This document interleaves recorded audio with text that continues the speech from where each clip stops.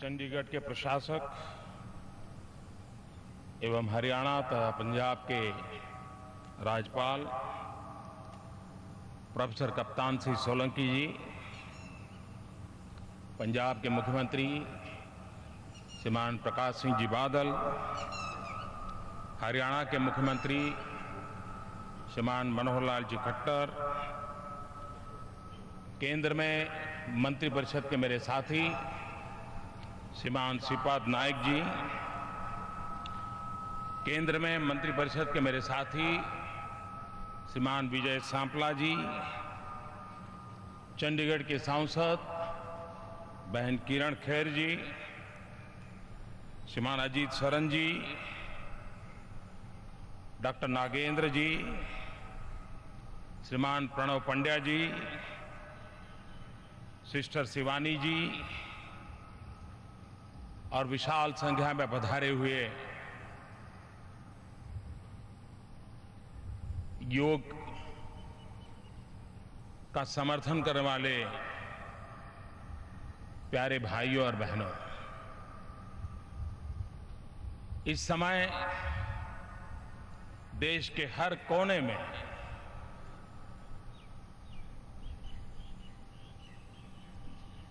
इस योग के कार्यक्रम से लोग जुड़े हुए हैं और विश्व के सभी देश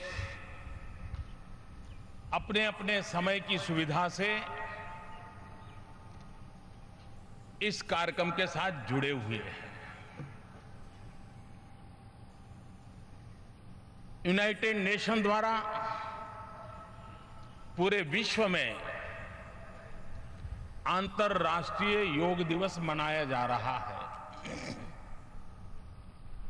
भारत के अनुरोध पर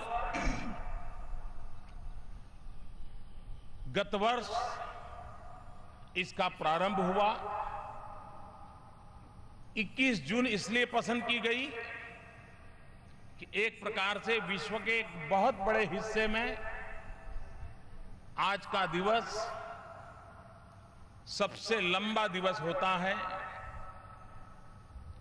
और एक प्रकार से सूर्य से निकट नाते का ये पर्व होता है और उसे ध्यान में रखते हुए 21 जून को अंतर्राष्ट्रीय योगा दिवस के रूप में पसंद किया गया। पूरे विश्व का समर्थन मिला। विकसित देश हो, विकासमान देश हो, समाज के हर तबके का समर्थन मिला। वैसे यूनाइटेड नेशन के द्वारा कई ऐसे अंतर्राष्ट्रीय दिवस मनाए जाते हैं, मैं सबका उल्लेख नहीं करता हूं, लेकिन शायद यूनाइटेड नेशन द्वारा मनाए गए इतने सारे दिवसों में कोई दिवस जन आंदोलन बन गया हो, विश्व के हर कोने में उसको समर्थन और स्वीकृति प्राप्त होती हो। शायद अंतर्राष्ट्रीय योगा दिवस की बराबरी कोई और दिवस नहीं कर पा रहा है। एक साल के भीतर भीतर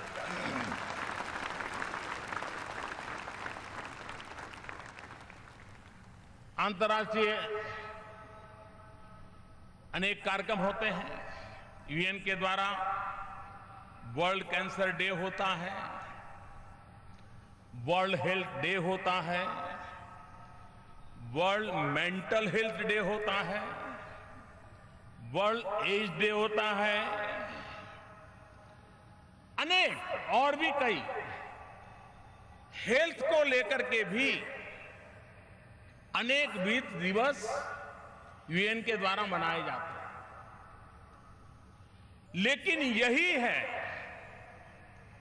जिसका सीधा संबंध हेल्थ के तो साथ है, शारीरिक, मानसिक, सामाजिक तंदुरुस्ती के साथ संबंध है, वो योग आज इतने बड़े पैमाने पर जन सामान्य का आंदोलन बना है।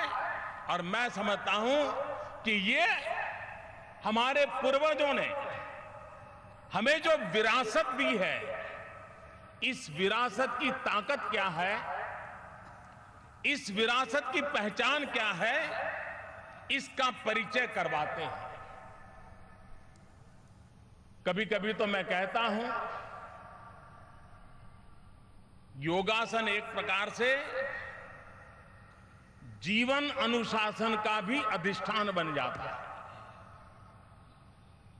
कभी कभी लोग इसको समझने में उनकी क्षमता की कमी के कारण पूरी तरह समझ नहीं पाते। कभी कभी लोगों को लगता है योगा से क्या मिलेगा,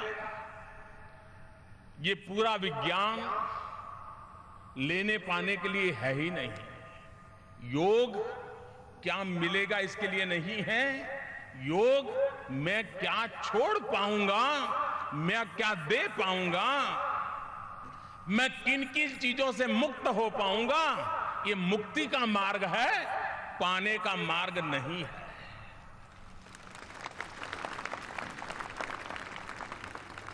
सभी संप्रदाय, धर्म, भक्ति, पूजा पाठ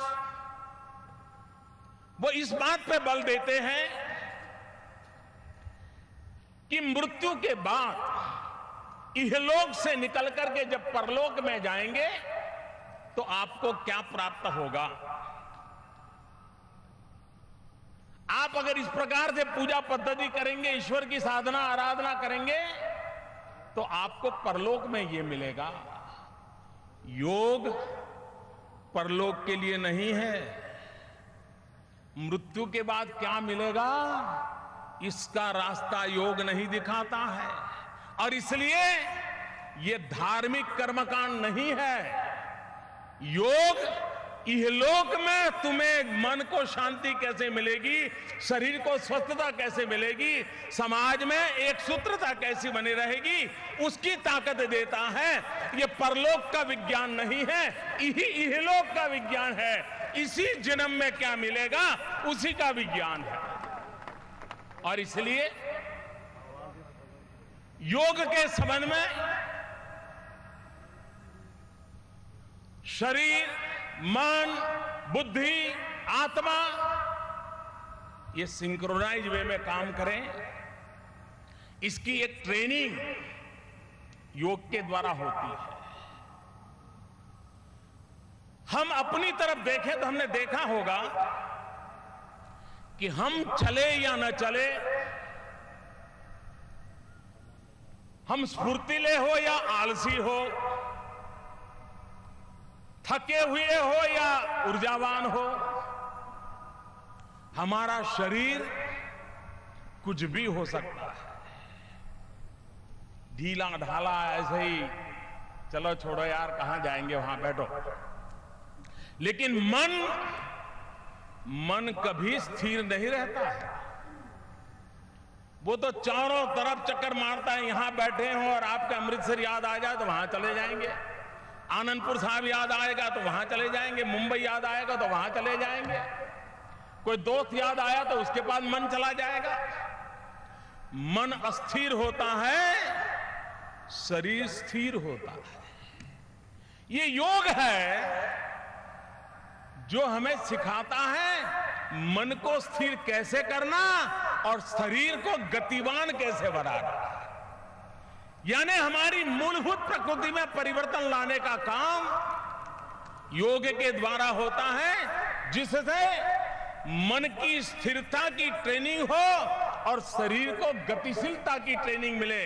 और अगर ये बैलेंस हो जाता है तो जीवन में ईश्वर दत्त जो ये हमारा शरीर है, वो हमारे सभी संकल्पों की पूर्ति के लिए उत्तम माध्यम बन सकता है। और इस अर्थ में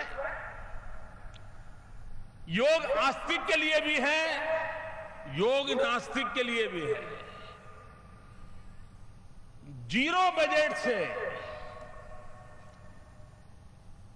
दुनिया में कहीं पर भी हेल्थ इंश्योरेंस नहीं होता है,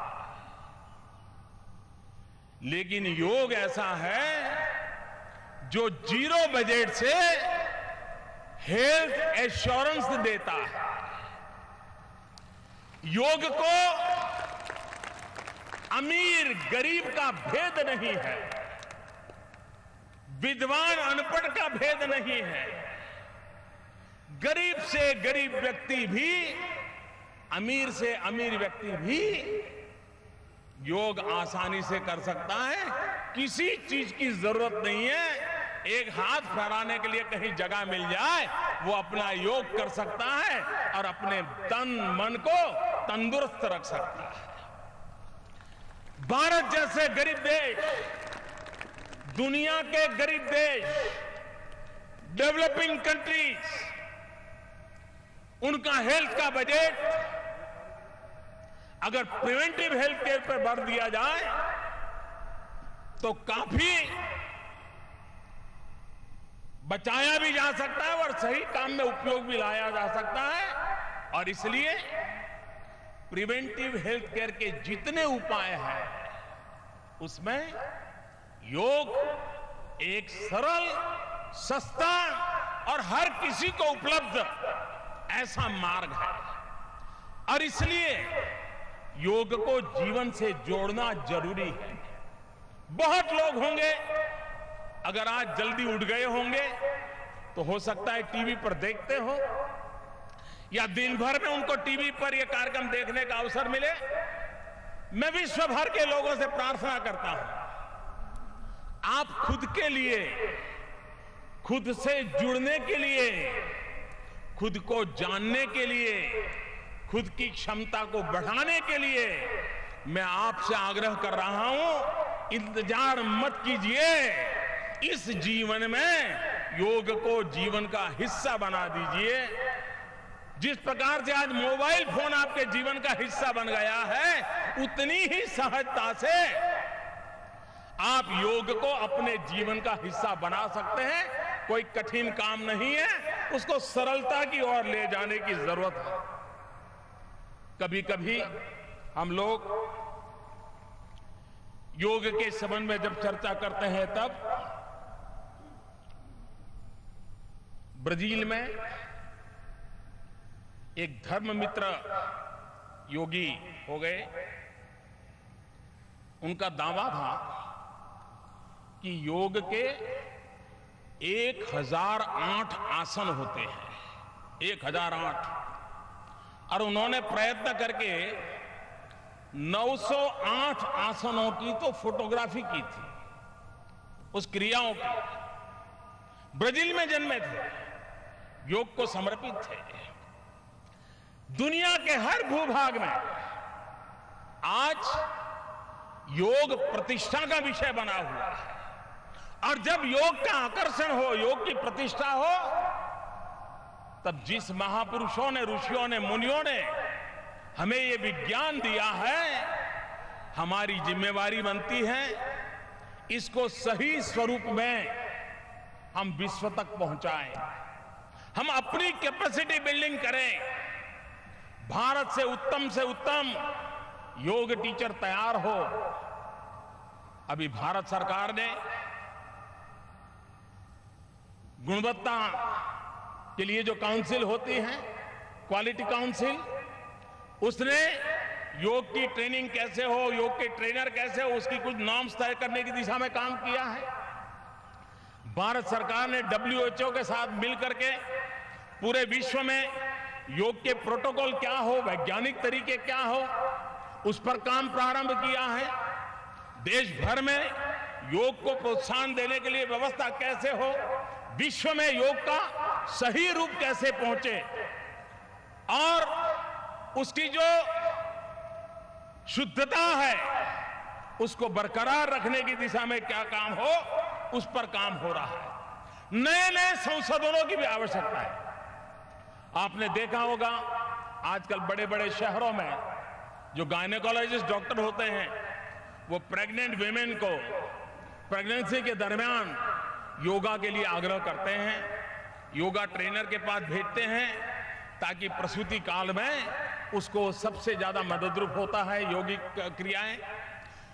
कहने का तात्पर्य यह है कि जैसे जैसे समय बीता है, जैसी आवश्यकता होती है, संशोधन करते हुए उसमें बदलाव लाने के लिए ये आवश्यक होता है। हम बहुत व्यस्त हो गए हैं, खुद के साथ अपने को न जोड़ पाते हैं, न हम खुद के साथ जी पाते हैं। हम अपने आप से कट ऑफ हो चुके हैं। योग और किसी से जोड़े या न जोड़े, अपने आप से जोड़े हैं। और इसलिए योग हमारे लिए शारीरिक, आध्यात्मिक और सामाजिक चेतना का केंद्र बिंदु बन गया है।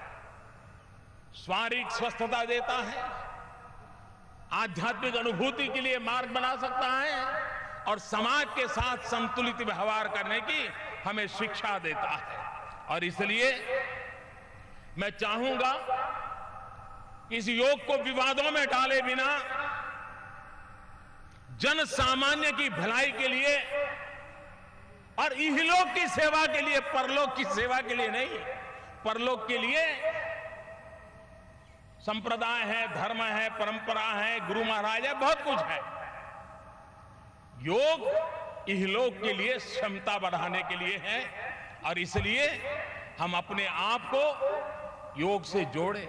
सब लोग अपने आप को योग को समर्पित नहीं कर सकते, लेकिन खुद को जुड़ने के लिए योग से जुड़ना एक उत्तम मार्ग है। मुझे विश्वास है कि हम इस दिशा में आगे बढ़ेंगे।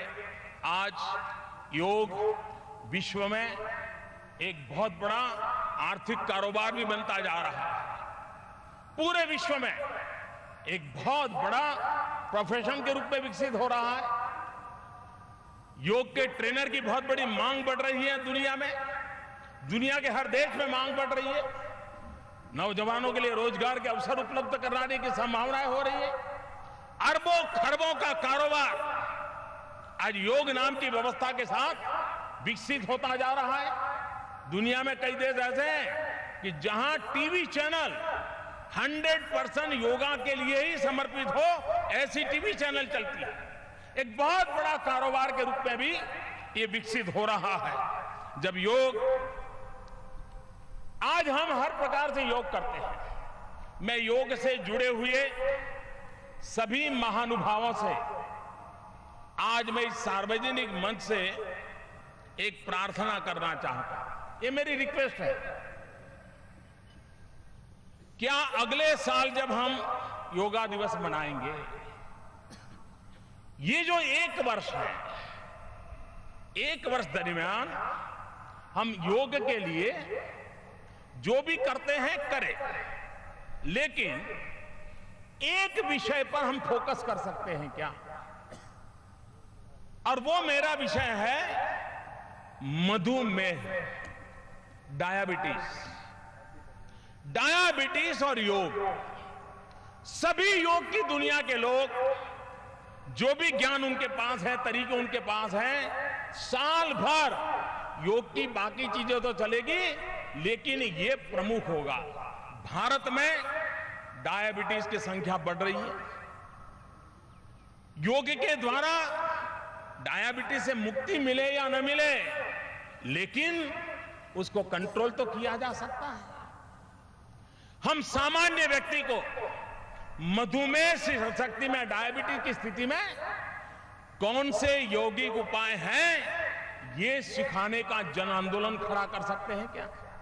देश में डायबिटीज के कारण होने वाली परेशानियों से हम कुछ परसेंटेज लोगों को भी मुक्ति दिलाएंगे, तो योग इस वर्ष के अचीवमेंट में अगले साल कोई और बीमारी लेंगे। लेकिन मैं चाहता हूं कि इस उत्तम स्वास्थ्य के लिए कहीं पर किसी बीमारी को भी एड्रेस करें हम, और एक वर्ष के लिए एक बीमारी पकड़ करके आंदोलन चलाएं। दूसरा, योग ये बीमारी से मुक्ति का ही मार्ग नहीं है। योग ये वेलनेस की गारंटी है। ये सिर्फ फिटनेस की नहीं, ये वेलनेस की गारंटी है। और इसलिए हमने वेलनेस पर भी, अगर जीवन को एक होलिस्टिक डेवलपमेंट के लिए और ले जाना है, ये उसका उत्तम मार्ग है। आज जब अंतर्राष्ट्रीय योगा का दूसरा वर्ष है। भारत ने विश्व को अनमोल विरासत दी है। विश्व ने आज अपने अपने तरीके से उसको स्वीकार किया है। ऐसे समय भारत सरकार की तरफ से मैं आज 2 अवार्ड घोषित करने जा रहा हूं। अगले वर्ष जब 21 जून को अंतर्राष्ट्रीय योग दिवस मनाया जाएगा, तब भारत की तरफ से यह 2 अवार्ड के लिए चयन होगा। उनको अवार्ड उसी समारोह में दिया जाएगा। एक अंतर्राष्ट्रीय स्तर पर योग के लिए उत्तम काम हो रहा हो, उनके लिए अवार्ड। दूसरा, भारत में हिंदुस्तान के भीतर योग के लिए जो उत्तम काम होता होगा, उनके लिए अवार्ड। एक अंतर्राष्ट्रीय योग अवार्ड, एक राष्ट्रीय योग अवार्ड। व्यक्ति, संस्था, हर कोई इसमें जुड़ सकते हैं। उसकी जो एक्सपर्ट कमेटी होगी वो उसके नियम बनाएगी, उसके तौर तरीके बनाएगी, जूरी तय करेगी। लेकिन विश्व भर में जिस प्रकार से अनेक ग्लोबल अवार्ड की वाहवाही होती है, याद होती है, उसका महत्व माना जाता है। हिंदुस्तान चाहता है कि भारत विश्व के लोग जो योग से जुड़े उनको सम्मानित करे, हिंदुस्तान में जो योग के लिए काम कर रहे हैं उनको सम्मानित करे, और ये परंपरा हम आगे बढ़ाएं। धीरे धीरे इसको राज्य और डिस्ट्रिक्ट तक भी हम ले जा सकते हैं। तो उस दिशा में हम काम करने के लिए प्रयास कर रहे हैं। मैं फिर एक बार पूरे विश्व का भारत की इस महान विरासत को सम्मानित करने के लिए, स्वीकार करने के लिए, भारत की इस महान परंपरा के साथ जुड़ने के लिए मैं हृदय से विश्व का आभार व्यक्त करता हूं। मैं यूएन का आभार व्यक्त करता हूं। मैं देशवासियों का आभार व्यक्त करता हूं। मैं योग गुरुओं का आभार व्यक्त करता हूं। मैं योग के साथ समर्पित सभी पीढ़ी के लोगों का आभार व्यक्त करता हूं, जिन्होंने इस परंपरा को बनाए रखा है और आज भी पूर्ण समर्पण भाव से योग की परंपरा को आगे बढ़ा रहे हैं। और जैसे मैंने कहा, 0 बजट वाला है हेल्थ एश्योरेंस, इसको हम एक नई ताकत दें, नई ऊर्जा दें, नई प्रेरणा दें। मैं सभी योग से जुड़े हुए आज इस चंडीगढ़ की धरती पर, मैं अभी बादल साहब को पूछ रहा था कि इस परिसर का, इसका इतना उत्तम उपयोग इसके पहले कभी हुआ है क्या? मैं यहां बहुत पहले आया करता था। मैं चंडीगढ़ में रहता था, करीब 5 साल में यहां रहा हूं, तो मैं भली भांति इन चीजों का परिचित था। तो जब चंडीगढ़ में ये कार्यक्रम बनाने की बात आई, मैंने कहा था कि इससे जगह अच्छा उत्तम कोई परिसर नहीं हो सकता है। और आज इस परिसर का उत्तम उपयोग देख करके मन को बहुत ही आनंद हो रहा है कि हजारों की तादाद में योग के साथ जुड़े लोगों को देख करके मन को बड़ी प्रसन्नता होती है और विश्व पूरा जुड़ रहा है। यह अपने आप में गर्व की बात है। मैं फिर एक बार इस महान परंपरा को प्रणाम करते हुए, उज्जवल भविष्य की कामना करते हुए बहुत बहुत धन्यवाद।